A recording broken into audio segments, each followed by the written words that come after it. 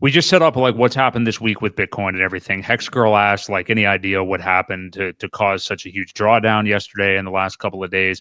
I mean, I think that anybody can assign any story they want to it. I mean, the bottom line is the prices went down. So we saw the liquidations and stuff. We talked about the manipulation. Could they just want to wipe out all these people? Yeah, probably. But then also it's the government shutdown. There was an election the other day. There, all these, the Democrats swept the boards the other night. Like, I mean, just assign whatever you want to it at this point. It's just, I think it's what you just said a moment ago, that this entire cycle so far, because again, I think we can totally throw that the halving really means anything as far as the 4-year cycle that people have talked about. I mean, that's pretty much out the window. Like mining isn't as big of a thing. It's really the macro liquidity cycle, and that's what most people are talking about when they're talking about cycles now. But we've been in this cycle under a quantitative tightening environment the entire time. And it's coming to an end in 3 or 4 weeks now. On 12/1 is when the Fed is pivoting from that. September saw the first line in the sand from the Fed where they started to cut interest rates. We saw it again here in October with another cut. Again, the quantitative tightening is ending 12/1. We've had over $40 billion printed and injected into, like, kind of stealthily into the banks and stuff like that, money from the Fed just in the last week. So the money printing quietly has begun in the background. So it's like just now all these things are happening. So, we've got, let's just set up the rest of the way this market could go, the bear case and the bull case, and what the timeframes may be.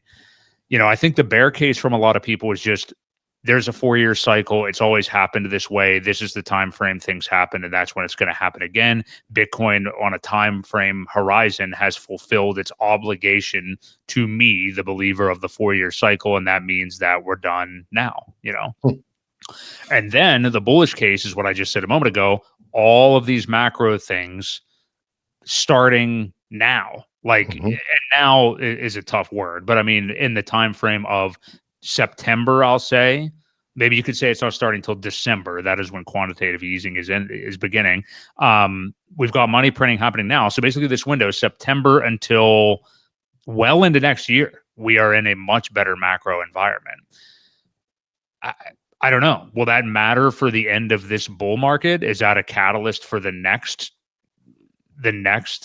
phase of, I don't even know what to call these damn things anymore. They're like, do we avoid a bear market because we have macro liquidity things happening? I don't know. I mean, but those are the two cases. And I guess we're just going to be in a bull market now where, according to the 4-year cycle people, Ethereum never ran for the first time ever, didn't make a new all-time high. I mean, technically it did. Alts never had a season, and that's just it. So those are the two cases. So I don't know, what do you make of both of those cases, and what do you think is most probable, and on what time frame at this point? Well, I think today is a supermoon, and everything's going to go parabolic, and Beaver moon. The Beaver supermoon. Yes. Yeah. No, I completely agree with you with the point that things are lining up into place for, this is a very off cycle. Again, it all revolves a lot around the election, right? So this time we had an election where the one who was elected wasn't getting a lot of support, right? Wasn't getting any support from the Fed for the longest time until they've really screwed things up, and now they have to.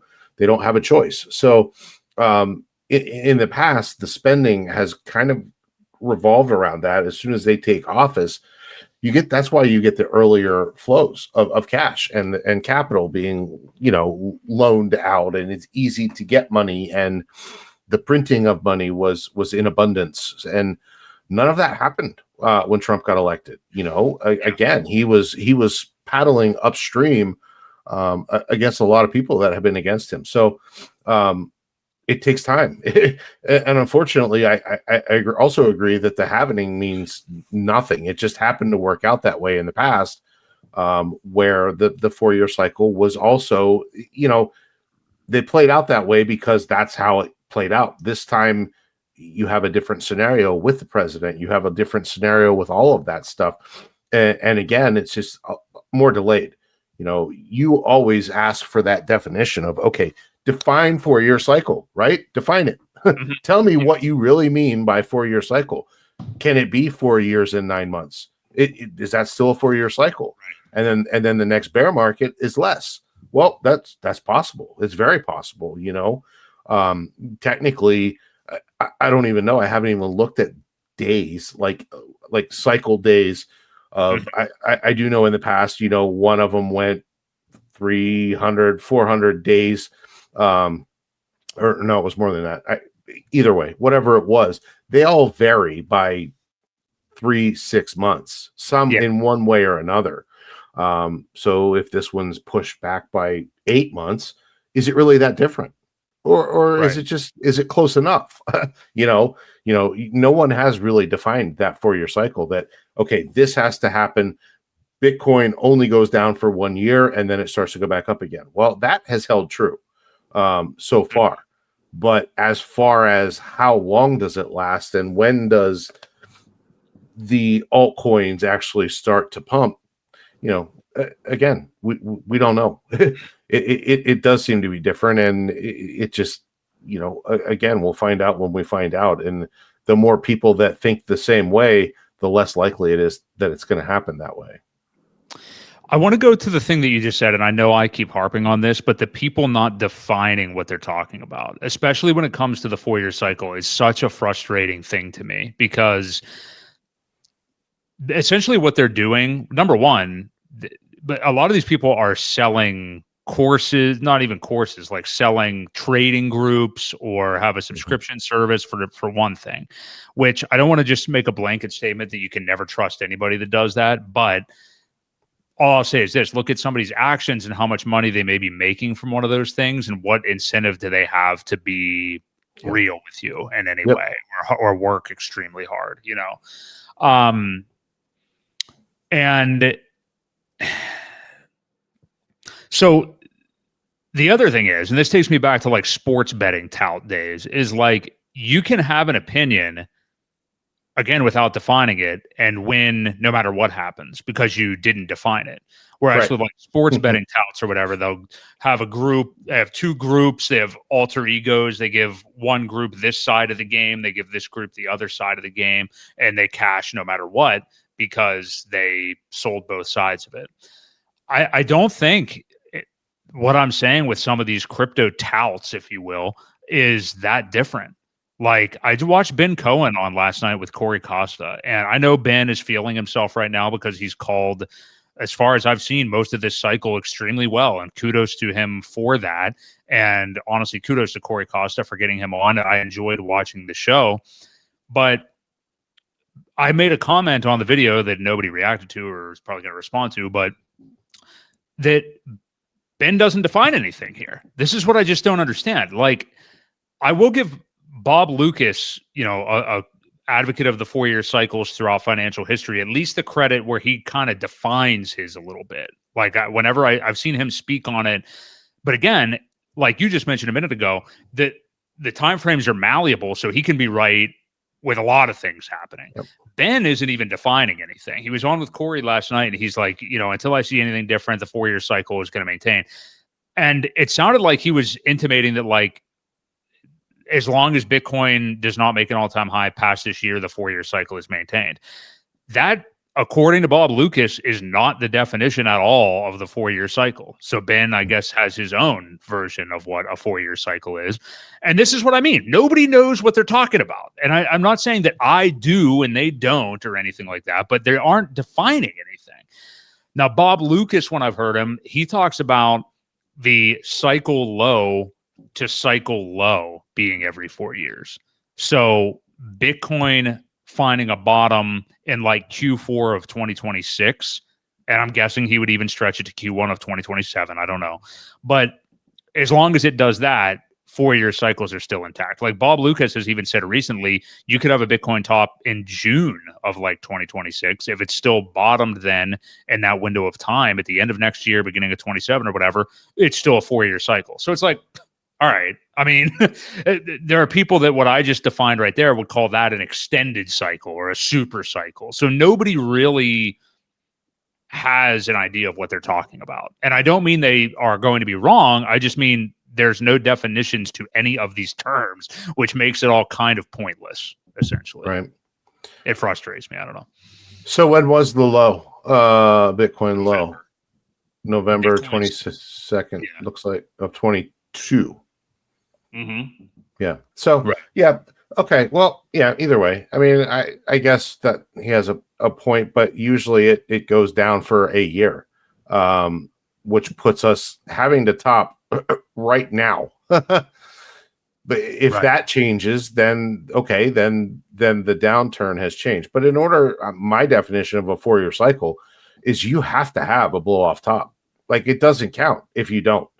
There has to be some sort of blow off top, some sort of crazy noticeable top, and not just pissing around back and forth. You know, you brought up a good point of how many of these guys are paid to talk about things. We don't know. Most of the influencers are paid by somebody and given material to talk about. That's just how it works. You know, all the way from like Wendy O and Ivan and the bankless dudes. Everybody's paid. Yeah. Everybody's paid. Crypto Ran. You know, they all have sponsors, and they're essentially told what to say. So who's controlling that? You know, you have to really dig deep and figure it all out. And again, are the institutions paying them now? Are they sponsoring in one way or another to say, you know, here's what we want you to talk about. We'll throw you 10 grand, you know, this month or whatever it is, to kind of fit our narrative, and they play along because that's what pays their bills. So you have to be very, very careful. We are not paid by, you know, anyone to give our opinion. So not that we have that type of viewership, but again, you know, it really makes you have to step back and be careful who you listen to, be careful what information that you're taking in, because then again, it's just like mainstream news. They're all told what to say too, right? So, I mean, it's very, very similar. You know, when you get that many people thinking one way, it's kind of dangerous. So, anyway, I just find it frustrating that you know, these people and Ben Cohen. I mean, he has a program that he has people pay for, so he's paid. You know, I believe it's millions of dollars a year by these subscribers. So, it's just something to keep in mind. And I just wish these people would define what it is they're actually talking about when they talk about it. But yeah, I guess if you try to keep it, you know, it's that analogy of trying to force the triangle into the square or whatever, you know, where it's like why force this into a 4-year cycle? Why force this into any narrative to make it fit, and try to simplify things in your mind and say, buy what you have conviction in low, sell it high, whatever those numbers mean for you. And because I think the more that we try to stay within these rules, honestly, the more it stresses people out, I believe, because again, it's like, my God, we got 7 weeks. What are you going to do? Richard Hart, what are you doing? As if like, you know, Pulse chain not going up is the only alt coin that isn't going up. You know what I mean? Sure. But anyway, I could go on with this forever, but I guess we can move along since you're kind of doing the equivalent of playing the music while I'm giving my speech on stage here, pulling up the Pulse chain stuff. So we'll go ahead and transition onto that. So, well, we just hadn't gotten there yet, and I wanted to kind of lead in if you weren't going to do the prices of the, but no, go ahead.